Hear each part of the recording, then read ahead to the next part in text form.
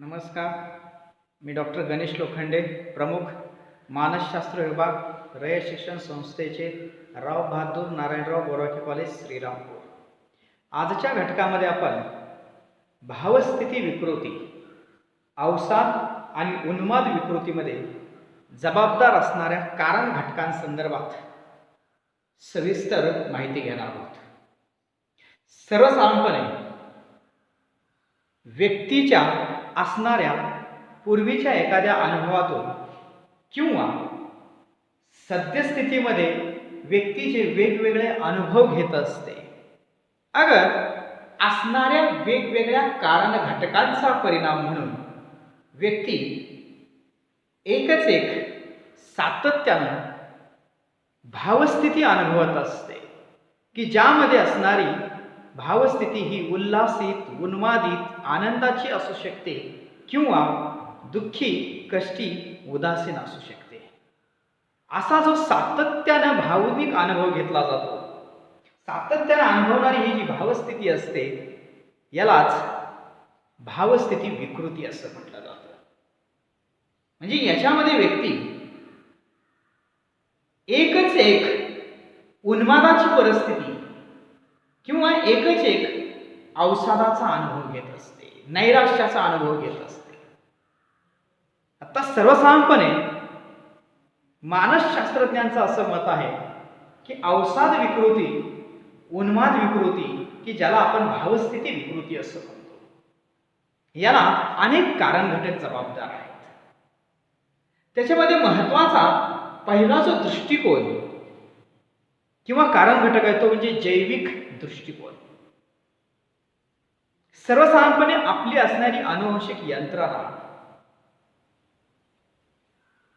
चेतापारेषक, अंतःस्रावी ग्रंथी, मेंदूचं कार्य यासारखे जे घटक असतात, हे घटक या भावस्थिती विकृतीला जबाबदार असतात. सर्वसाधारणपणे एकच असणारी आनंदाची, उन्मादाची, अति उल्हासित असणारी भावस्थिती असेल किंवा एकच असणारी दुःखी, कष्टी, उदासीनतेची स्थिती असेल, याला वेगवेगळे कारण घटक जबाबदार असतात. याच्या संदर्भामध्ये मानसशास्त्रज्ञांनी भावस्थिती विकृती संदर्भात वेगवेगळे कारणे स्पष्ट केलेले आहेत. त्यामधला पहिला कारण घटक आहे तो म्हणजे जैविक दृष्टिकोन किंवा जैविक कारणे. जैविक दृष्टिकोनवाद्यांचं असं मत आहे की आपली असणारी अनुवंशिक यंत्रणा, चेतापारेषक, त्याचबरोबर आपले असणारे अंतःस्रावी ग्रंथी आणि मेंदूचं असणारं कार्य, याच्यामध्ये जर काही बिघाड झाला तर याचा परिपाक म्हणून भावस्थिती विकृतीची लक्षणं दिसतात. त्याच्यामध्ये आनुवंशिक दृष्टिकोन किंवा आनुवंशिकता हा उन्माद आणि अवसाद विकृतीसाठी जबाबदार असणारा घटक मानला जातो. अंडपेशी आणि रेतपेशीचं संयोग होणं, त्याच्यातून विभाजन ची प्रक्रिया घडणं आणि त्याद्वारे गर्भधारणेला सुरुवात होते. मात्र या अनुवंशामध्ये महत्वाचे असणारे घटक रंगसूत्रे आणि वंशाणू याच्यामध्ये जर काही सदोषता असेल तर मग मात्र भावस्थिती विकृती निर्माण होऊ शकते. त्याच्यामध्ये महत्वाचा भाग जो आहे की सर्वसाधारणपणे आपल्या रंगसूत्राच्या 11व्या जोडीमध्ये जर काही सदोषता आली, जर काही बिघाड असेल तर भावस्थिती विकृतीची लक्षणं व्यक्तीमध्ये दिसायला लागतात. याच्या संदर्भामध्ये मानसशास्त्रज्ञांनी जे वेगवेगळे अभ्यास केले, मग त्याच्यामध्ये जवळच्या रक्त नातेसंबंधातील व्यक्ती असतील, दूरच्या नातेसंबंधातील व्यक्ती असतील, यांच्या अनुवंशाद्वारे भावस्थिती विकृती संक्रमित होऊ शकते किंवा पुढील पिढीमध्ये येऊ शकते.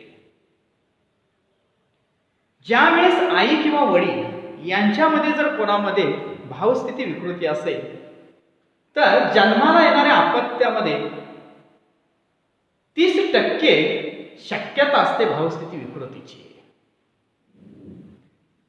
त्याचबरोबर आई वडील दोघांनाही जर भावस्थिती विकृती असेल, मग त्याच्यामध्ये उन्माद असेल किंवा अवसाद असेल, तर जन्माला येणाऱ्या 50 ते 75% बालकांमध्ये ही विकृती येण्याची शक्यता नाकारता येत नाही. या संदर्भात मानसशास्त्रज्ञांनी एकांडजुळी बालके यांच्यावरती जे संशोधन केलं, त्याच्यामध्ये त्यांना असं दिसून आलं की अनेकांड जुळ्यांमध्ये जवळपास 15 ते 20% भावस्थिती विकृतीची शक्यता असते. आणि त्याचबरोबर एकांडजुळी जी बालकं असतात यांच्यामध्ये जवळपास 50% पर्यंत हे प्रमाण येण्याचं असतं. म्हणजे सर्वसाधारणपणे आपल्या एक लक्षात येतं की आनुवंशिक यंत्रणा, रंगसूत्र दोष, वंशाणूमध्ये असणारा दोष याचा परिपाक म्हणून भावस्थिती विकृती संक्रमित होऊ शकते. दुसरा जैविक दृष्टिकोनवाद्यांचं असं मत आहे की आपले असणारे न्यूरोट्रान्समीटर्स, ज्याला आपण चेतापारेषक असं म्हणतो, या चेतापारेषकांचं जर व्यस्त प्रमाण झालं तर मग मात्र भावस्थिती विकृती किंवा अवसाद उन्माद येण्याची शक्यता असते.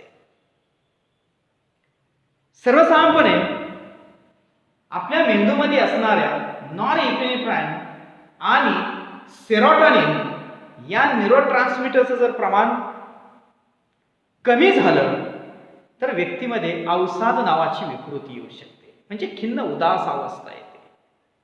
आणि जर नॉरएपिनेफ्राइनचं प्रमाण वाढलं किंवा सेरोटोनिनचं प्रमाण जर अति वाढलं गेलं तर उन्मादाची विकृती येते. त्याचबरोबर मानसशास्त्रज्ञांचं असं मत आहे की आपल्या मेंदूमध्ये असणारं गॅबा हे न्यूरोट्रान्समीटर किंवा चेतापारेषक याचं जरी प्रमाण वाढलं किंवा ॲसिटिलकोलिनचं जरी प्रमाण वाढलं तरी व्यक्तीमध्ये अवसाद नावाची विकृती येते. दुसरी महत्वाची बाब अशी आहे की आपल्या अंतःस्रावी ग्रंथी, आता आपल्या अंतःस्रावी ग्रंथीमधून वेगवेगळे स्त्राव निर्माण होतात की ज्याचा आपल्या जीवनासाठी खूप महत्वाचा उपयोग होतो. परंतु याच्यामध्ये जर काही व्यस्तता आली, याच्या स्त्रावामध्ये जर काही व्यस्त प्रमाण झालं तरी सुद्धा त्याचा दुर्गामी परिणाम व्यक्तीच्या मनोशारीरिक आरोग्यावरती होतो. सर्वसाधारणपणे आपल्या मेंदूमध्ये असणाऱ्या पिनेल ग्रंथीमधून मेलाटोनिन नावाचा स्त्राव निर्माण होतो. ज्या वेळेस व्यक्तीमध्ये मेलाटोनिन स्त्रावाचं प्रमाण वाढतं त्यावेळेस व्यक्तीमध्ये अवसाद नावाची विकृती किंवा नैराश्य खिन्न अवस्था यायला लागते. त्याचाच उलट असा भाग आहे, ज्या वेळेस ह्या मेलाटोनिनचं प्रमाण अतिशय कमी होतं त्यावेळेस व्यक्तीमध्ये उन्मादाची लक्षणं दिसायला लागतात किंवा व्यक्ती अति उल्हासित दिसायला लागते किंवा तिच्यामध्ये अति बडबड करणं, अति उल्हास असणं ही लक्षणं त्या व्यक्तीमध्ये दिसायला लागतात. दुसरी महत्वाची बाब अशी आहे की आपल्या असणारा थायरॉक्सिन याचा प्रमाणाचा आणि अवसाद विकृतीचा खूप जवळचा संबंध दिसून येतो. म्हणजे एकंदरीत या थायरॉक्सिनचं प्रमाण जरी व्यस्त झालं तरी त्याचा भावस्थितीवरती विपरीत परिणाम होतो. त्याचबरोबर सगळ्यात महत्वाचं म्हणजे आपल्या मेंदूचं कार्य आपल्या वर्तनासाठी खूप महत्वाचं असतं. म्हणून मानवी वर्तनाचा, मानवी शारीरिक यंत्रणेचा सर्वोच्च केंद्र म्हणून आपण मेंदूचा उल्लेख करतो. मेंदूमध्ये जर काही रचनात्मक बिघाड झाले, कार्यात्मक काही बिघाड झाले, मग त्याच्यामध्ये मेंदूगाठ होणं असेल, मेंदूमध्ये रक्तस्राव होणं असेल, मेंदूला विषबाधा होणं असेल, यासारख्या घटकांचा परिणाम म्हणून मेंदूच्या कार्यावरती विपरीत परिणाम होतो. आणि त्यामुळे व्यक्तीमध्ये काही बाबतीत शिथिलता येते, काही बाबतीमध्ये अतिक्रियाशीलता येते. आणि सगळ्यात महत्वाची बाब अशी आहे की आपल्या भावनांशी संबंधित असणारा आपल्या मेंदूमधील किनारी संस्था, ज्याला आपण लिंबिक सिस्टम असं म्हणतो, या लिंबिक सिस्टम मध्ये जर काही बिघाड झाला, लिंबिक सिस्टम मध्ये असणाऱ्या अॅमिगडाला जर काही इजा झाली, याच्या कार्यामध्ये जर काही दोष झाला तरी व्यक्तीमध्ये भावस्थितीची लक्षणं दिसायला लागतात. विशेषतः अवसादाची लक्षणं व्यक्तीमध्ये दिसायला लागतात. त्यामुळे जैविक दृष्टिकोनवाद्यांचं असं मत आहे, जर जैविक यंत्रणेमध्ये काय बिघाड झाला तर त्याचा परिणाम आपल्या मूडवरती होतो, आपल्या भावनांवर होतो, आणि मग आपण एकच एक भावनिक अवस्था अनुभवत असतो. आता याच्या संदर्भामध्ये मनोविश्लेषणवाद्यांचं मत काय? आता अर्थातच जैविक दृष्टिकोनवाद्यांची मत ही मनोविश्लेषणवाद्यांना मान्य नाही, किंवा जैविक कारण घटकच जबाबदार असतात या भावस्थितीला, याच्यापेक्षा वेगळं मत मनोविश्लेषणवादी मांडतात. मनोविश्लेषणाचे जनक डॉक्टर सिग्मंड फ्रायड यांचं असं मत आहे की आपल्या असणाऱ्या अतृप्त इच्छा, आपल्या असणाऱ्या अतृप्त प्रेरणा, आपले असणारे मानसिक संघर्ष याचा परिणाम आपल्या भावनिक स्थितीवरती होत असतो. एकंदरीत मानसिक संघर्षातून व्यक्तीमध्ये भावस्थिती विकृती डोकं वर काढायला लागतात. आता अर्थातच मनोविश्लेषणवाद्यांनी आपली मत मांडत असतात, त्याच्यामध्ये वेगवेगळे घटक सांगितले. त्यातला आणखी घटक आहे तो म्हणजे आपले असणारे आघातजन्य प्रसंग. आता हे आघातजन्य प्रसंग असतात मुळातच अनपेक्षित असतात, की जे व्यक्तीनं अपेक्षितच धरलेले नाही. अशा अनपेक्षित घटना ज्या व्यक्तीच्या जीवनामध्ये नकारात्मक घडत असतात, आणि याचा परिणाम व्यक्तीच्या भावनिक अवस्थेवरती होतो. आता अर्थातच एखाद्या व्यक्तीला 1-2 कोटीची लॉटरी लागणं हे सुद्धा त्याला काही अपेक्षित धरलेलं नसतं, आणि त्याच्यातून येणारा एखादा उन्मादासारखी अवस्था असेल, किंवा एखादा दुःखदायक प्रसंग जीवनामध्ये घडणं, जीवन साथीदाराचा मृत्यू होणं, किंवा आणि असणाऱ्या नकारात्मक घटना जीवनामध्ये घडणं, या आघातजन्य प्रसंगातून व्यक्ती सावरू शकत नाही. त्याचा परिणाम तिच्या भावस्थितीवरती होतो. आणखी महत्वाची बाब म्हणजे येणारा विलगता भाव. हा विलगता भाव काय असतो की खरं तर आपण एकटे पडू की काय, आपल्यामध्ये विरह येतो की काय, ही जी अनामिक भीती असते, या अनामिक भीतीपोटी म्हणून व्यक्तीमध्ये नकारात्मक विचार यायला लागतात, नकारात्मक भावभावना तयार व्हायला लागतात. मग आपली असणारी प्रिय व्यक्ती असेल, आपली असणारी आवडती व्यक्ती असेल, त्याच्यामध्ये आई असेल, किंवा रक्तसंबंधामध्ये असणाऱ्या किंवा आपल्याशी संबंधित अत्यंतिक जवळच्या असणाऱ्या व्यक्तींपासून आपल्याला दूर तरी जावं लागणार नाही ना, अशी एक अनामिक भीती व्यक्तीमध्ये निर्माण होते. आणि ह्या विलगतेपोटी, विलगतेच्या भावनेपोटी व्यक्तीमध्ये भावस्थिती विकृती यायला लागते, किंवा याची लक्षणं दिसायला लागतात. आता अर्थात हे मनोविश्लेषणवाद्यांचं मत झालं, परंतु आपण जर आंतरवैयक्तिक दृष्टिकोनाकडे जर वळालो तर आपल्या एक लक्षात येतं की किती लोकांना आंतरवैयक्तिक संबंध निर्माण करता येतात. आंतरवैयक्तिक दृष्टिकोनवाद्यांचं असं मत आहे की आपल्याला आंतरवैयक्तिक संबंध निर्माण करता यायला पाहिजेत आणि ते टिकवता यायला पाहिजेत. मग ते माझं कुटुंब असेल, आपण काम करत असणारं कार्य ठिकाण असेल, समाज असेल, मित्रमंडळी असते, ज्या ज्या ठिकाणी आपण असतो, जे म्हणून आपलं कार्य ठिकाण असेल, या ठिकाणी आपल्याला उत्कृष्ट प्रकारचे निकोप नातेसंबंध निर्माण करता येणं गरजेचं आहे. परंतु ज्या लोकांना याच्यामध्ये अपयश येतं, अशा लोकांमध्ये निराशावादी दृष्टिकोन निर्माण व्हायला लागतो. आता हे आंतरवैयक्तिक दृष्टिकोन जो असतो किंवा संबंध असतात, त्याच्यामध्ये महत्वाची बाब आहे मी आणि माझा समाज. म्हणजे मी ज्या समाजाचा घटक असतो त्या समाजामध्ये माझे आणि समाजातील असणारे इतर सदस्यांचे असणारे नातेसंबंध निकोप असणं गरजेचं असतं. मग त्याच्यामध्ये असणारा एकमेकांविषयीच असणारा तद्दन भाव असेल, एकमेकांविषयी असणारा सहकार्याचा भाव असेल, एकमेकांविषयी असणारी परोपकार वृत्ती असेल, एकमेकांविषयीची अत्यंतिक जवळीकता असेल, प्रेम असेल, आपुलकी असेल, जीवन, या सगळ्या ज्या गोष्टी असतात ह्या आपल्याला घट्ट नात्यामध्ये बांधून ठेवतात. म्हणून आपण ज्या समाजाचा घटक असतो ना, त्या समाजामध्ये आपल्याला नातेसंबंध निर्माण करता येणं आणि टिकवता येणं गरजेचं असतं. पण याच्यामध्ये अपयश येतं काही लोकांना. बरं, मी ज्या परिस्थितीमध्ये असतो त्या परिस्थितीमध्ये मला संप्रेषण तरी साधता येतं का? नव्हे, नातेसंबंध निर्माण करण्यामध्ये संप्रेषणाला अनन्यसाधारण असं महत्व आहे. मग संप्रेषण आहे, हे संप्रेषण तरी निकोप जमतं का मला? आणि हे ज्यांना जमत नाही ना, त्यांच्यामध्ये अपयश येतं, त्यांच्यामध्ये असह्यतेची भावना येते, आणि मग हे माझ्या बाबतीत घडतं, आणि म्हणून नकारात्मक विचाराला सुरुवात व्हायला लागते. आणि हे जे नातेसंबंध आपण निर्माण करत असतो, त्याच्यामध्ये हा संप्रेषणाबरोबरच आणखी एक महत्वाचा घटक आहे, म्हणजे मी आणि माझं कुटुंब. अनेक लोकांची इथपासून तयारी असते.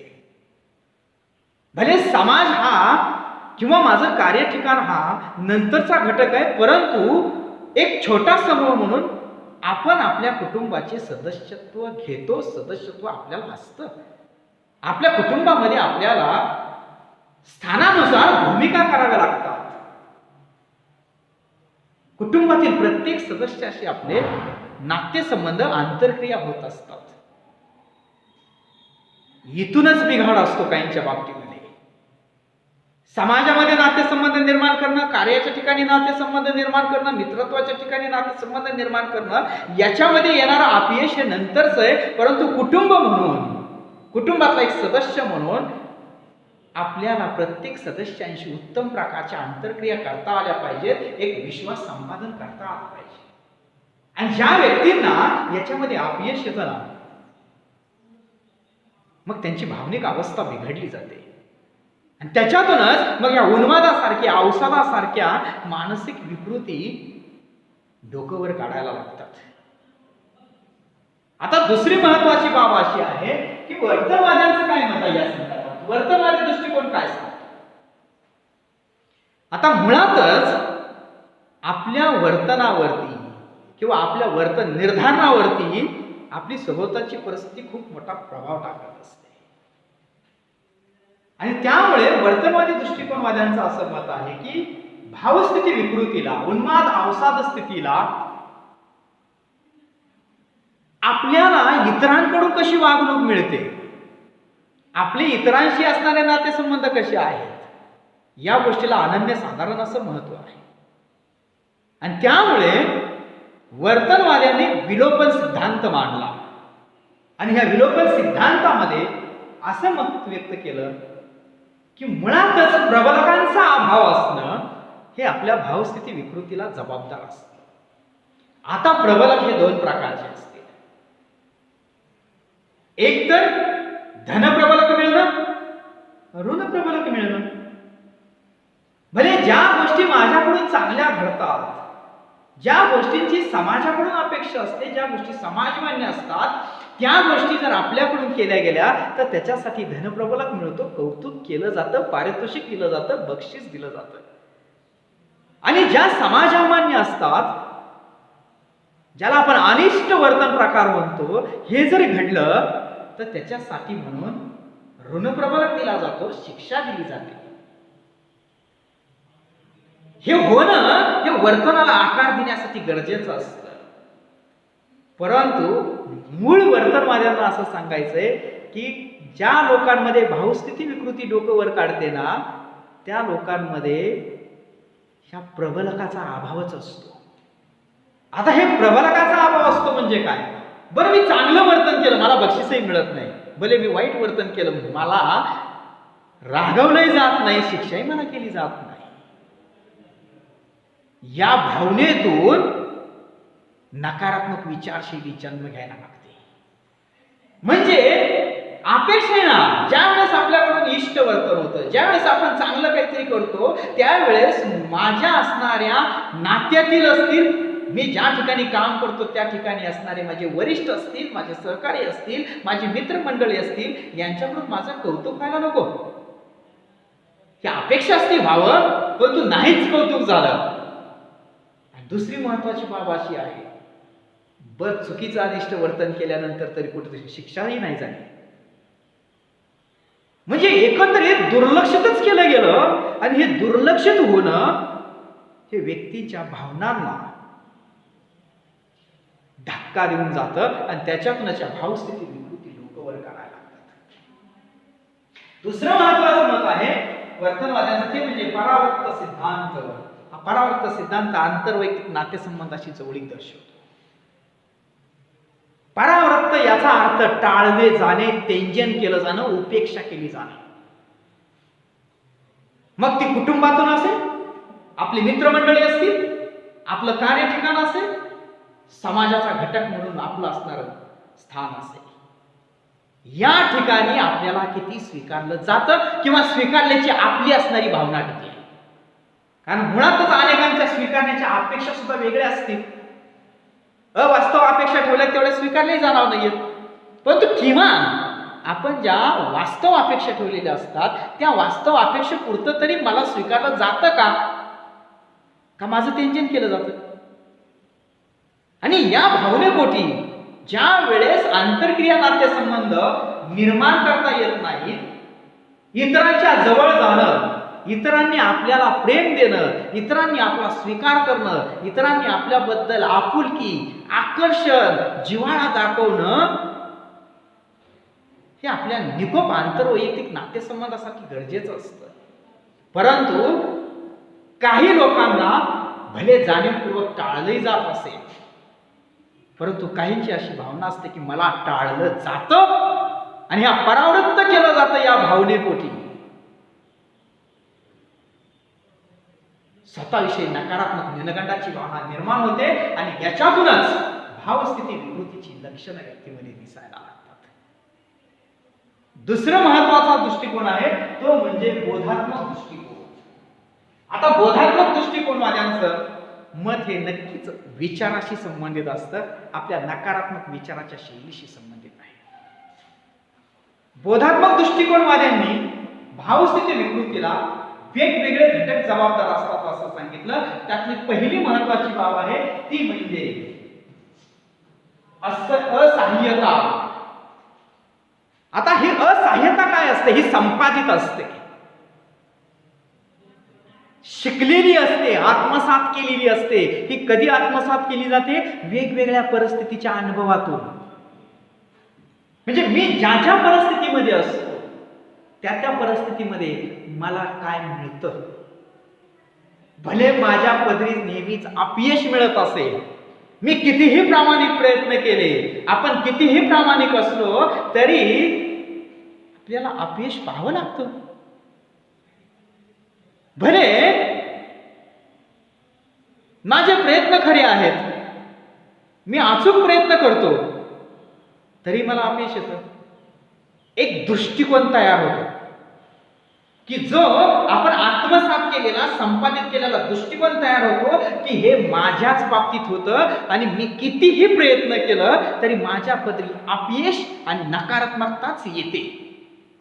हे स्वतःविषयीचं मत तयार केलं जातं. याच्या संदर्भामध्ये मार्टिन सेलिग्मन नावाच्या मानसशास्त्रज्ञांनी जे संशोधन केलं त्या संशोधनातून ते सांगतात की वारंवार येणारा अपयश, प्रामाणिक प्रयत्न करून सुद्धा येणारा अपयश जे असतं याच्यामुळे व्यक्तीमध्ये एक प्रकारची संपादित असहाय्यता निर्माण होते आणि ही असहाय्यता व्यक्तीमध्ये भावस्थिती विकृती निर्माण करायला लागते.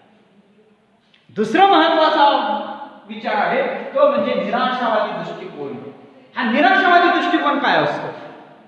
ही व्यक्ती तयार करते आणि ती कशा पद्धतीने तयार करते? विचाराच्या रचनेतून तयार करते. असे काही विचार केले जातात की भयानक काहीतरी घडेल, भविष्यामध्ये काहीतरी असं वेगळं घडणार आहे की ज्याच्यावरती आपलं स्वतःचं नियंत्रण असणार नाही. आणि ही जी नकारात्मक विचारशैली असते ना, व्यक्तीमध्ये निराशा निर्माण करते.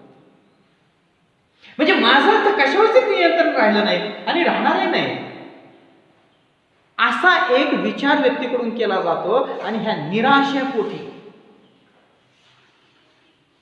की आता जे काही भविष्यात घडेल, भयानक काहीतरी घडेल, नकारात्मक काहीतरी घडेल, वाईट काहीतरी घडेल आणि त्याच्यावर माझं काहीच नियंत्रण असणार नाही. आणि याच्यातून व्यक्तीमध्ये नकारात्मक विचार करायला लागते आणि भावस्थितीची विकृतीची लक्षणं व्यक्तीमध्ये दिसायला लागतात. या बोधात्मक विचारासंदर्भामध्ये बेक यांनी बोधात्मक दृष्टिकोन मांडला. बेक यांचं असं मत आहे की व्यक्ती स्वतःविषयी, परिस्थितीविषयी, आजूबाजूच्या लोकांविषयी नकारात्मक दृष्टिकोन तयार करत असते. हा नकारात्मक दृष्टिकोन काय असतो? अवमूल्यन असतं व्यक्तीचं, परिस्थितीविषयीचं असेल, स्वतःविषयीचं असेल. अवमूल्यन व्यक्ती करत असते की हे सगळं जे आहे माझ्यामध्ये जे आहे चुकीचं आहे सगळं. म्हणजे एकंदरीत व्यक्ती स्वतःचं मूल्यांकन करत असताना न्यूनगंडात्मक करते. कमतरता आहेत आपल्यामध्ये, आपण काहीच करू शकत नाहीये. परिस्थितीचं मूल्यांकन करत असताना तशाच प्रकारे नकारात्मक मूल्यांकन केलं जातं. आणि हे सगळं आवाक्याच्या बाहेरचं आहे. आणि ज्या वेळेस हे नकारात्मक दृष्टिकोनातून पाहिलं जातं त्यावेळेस व्यक्तीची विचाराची चौकट नकारात्मक बनते. आणि ही विचाराची चौकट जी असते ना, व्यक्तीला वास्तवाच्या पलीकडे काल्पनिक विश्वात घेऊन जाते. अशी काही घट्ट नकारात्मक चौकट बनत असते आणि व्यक्तीला कोणत्याही गोष्टीचं मूल्यमापन करत असताना नकारात्मकच केलं जातं. आणि ह्याच्यातून घडणार आहे काय? वास्तवाच्या बाजूला जाऊन ज्या वेळेस काल्पनिक विश्वामध्ये व्यक्ती रममान होते, काल्पनिक दृष्टिकोनातून विचार करायला लागते, त्यावेळेस बोधात्मक विसंवाद जन्माला येतो. हा बोधात्मक प्रमाद असतो. हा काय असतो? बोधात्मक विसंवाद, बोधात्मक प्रमाद करतो. म्हणजे जशा वस्तू आहेत तशा, जशा व्यक्ती आहेत तशा, जशा परिस्थिती आहेत तशा त्याचा व्यक्ती अर्थच लावू शकत नाही. यालाच बोधात्मक प्रमाद असं म्हणायचं. विचाराची चौकटच बिघडलेली असते, निर्णय घेता येत नाही, विचार करता येत नाही, नकारात्मक दृष्टिकोन वाढतो आणि याच्यातूनच व्यक्ती अवसादाकडे झुकते. भावस्थितीमध्ये बेट यांचं असं मत आहे की या नकारात्मक चौकटीतून व्यक्ती अवसादाला बळी पडते. याच्या संदर्भामध्ये अल्बर्ट एलिस यांनी सुद्धा या भावस्थिती संदर्भामध्ये विचार मांडलेले आहेत. डॉक्टर अल्बर्ट एलिस यांच्या तर्कसंगत भावनिक उपचार पद्धतीचा जर आपण विचार केला किंवा दृष्टिकोनाचा विचार केला तर आपल्या एक लक्षात येतं की मुळातच अतार्किक विचारशैली, अवास्तव मागण्या, व्यक्तीची असणाऱ्या मानसिक स्वरूपाची असतील किंवा तिनं स्वतःविषयी करून घेतलेलं मत असेल, हे इतकं चुकीचं संवेदन असतं की त्याच्यामुळं तिच्यामध्ये भावस्थिती विकृतीची लक्षणं दिसायला लागतात. मुळातच असं असतं की अतार्किक विचार जन्म घेतात ना, हे अतार्किक विचार सदोष बोधनातून जन्माला येतात. व्यक्ती असेल, वस्तू असेल, उद्दीपक असेल, याचं सदोष बोधन करणं किंवा अर्थच लावताना मुळात चुकीचा लावला जातो. आणि जर अर्थ चुकीचा असेल ना तर त्याला प्रतिक्रिया सुद्धा चुकीच्याच दिल्या जातात. त्यामुळे डॉक्टर अल्बर्ट एलिस यांचं असं मत आहे की मुळातच व्यक्तीचे विचारच असे अतार्किक असतात. समजुती, श्रद्धा, विश्वास हे जे काय आहे ना, याला कुठल्याही प्रकारचा तार्किक आधार किंवा तार्किक पायमुळीच नसतात याला. आणि त्याच्यामुळे या अतार्किक विचारांमुळे व्यक्तीमध्ये नकारात्मक दृष्टिकोन तयार व्हायला लागतो. म्हणजे एकंदरीत तर्क विसंगत करणं, विवेकी विचार सोडायचा आणि अविवेकी दृष्टिकोनातून परिस्थितीचं मूल्यांकन करत राहणं, याच्यातून नकारात्मक दृष्टिकोन बाळगायला लागतो आणि त्याच्यातूनच भावस्थिती विकृती जन्म घ्यायला लागतात. याच्या संदर्भामध्ये अस्तित्ववादी मानवतावाद्यांचं काय मत आहे? तर सर्वसाधारणपणे अस्तित्ववादी असतील किंवा मानवतावाद्यांचं असं दृष्टिकोनवाद्यांचं असं मत आहे की मानव मुळातच क्षमताधिष्ठित आहे. जन्माला येतानाच तो मुळात चांगल्या प्रवृत्तीचा आहे. प्रत्येक व्यक्ती क्षमता घेऊन जन्माला येते. प्रत्येक व्यक्तीमध्ये स्वतःला यशस्वी करण्याच्या क्षमता असतात. प्रत्येक व्यक्तीमध्ये स्वतःला परिपूर्ण बनवण्याच्या क्षमता असतात. आणि व्यक्ती काय करते? संधीचीच वाट पाहत असते. स्वसामर्थ्य प्रत्येक व्यक्तीकडे असतं आणि ह्या स्वसामर्थ्याच्या जोरावरती प्रत्येक व्यक्ती आपल्याला जी ध्येय आहेत आपल्याला जी उद्दिष्ट गाठायची आहेत त्याला अनुसरून स्वतःचं वर्तन करत असते, नव्हे स्वतःला आकार देण्याचा प्रयत्न करत असते. परंतु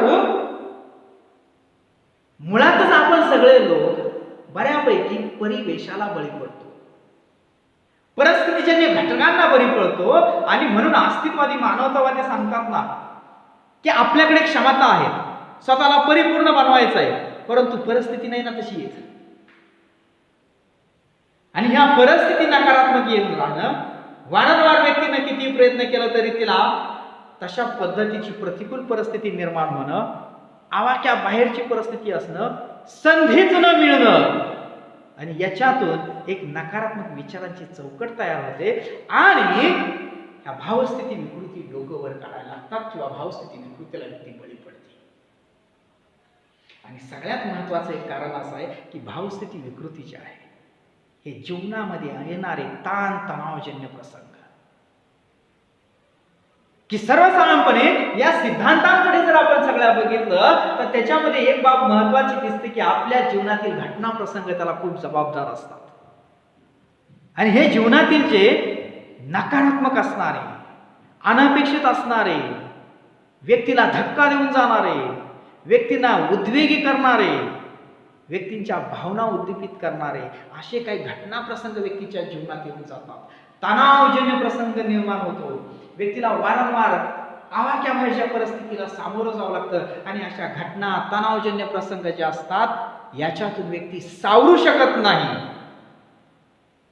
स्वतःला उभा करू शकत नाही. आणि याच्यातूनच व्यक्तीमध्ये वेगवेगळ्या प्रकारच्या मानसिक विकृती जे निर्माण होतात त्याच्यामध्येच भावस्थिती विकृती सुद्धा तणावजन्य प्रसंगातून निर्माण होते असं मानसशास्त्रज्ञांचं मत आहे. तर सर्वसाधारणपणे आनंदाची असेल, उत्साहाची असेल, उन्मादाची अवस्था ही सातत्यानं अनुभवणं किंवा दुःखी कष्टी उदासीन अवस्था जी असते ही अनुभवणं, याला वेगवेगळे दृष्टिकोन, वेगवेगळे कारण घटक जबाबदार असताना दिसून येतात किंवा वेगवेगळ्या कारण घटकांचा प्रभाव म्हणून व्यक्तीमध्ये उन्मादित किंवा अवसादी परिस्थिती किंवा भावस्थिती निर्माण होण्याची शक्यता असते. धन्यवाद.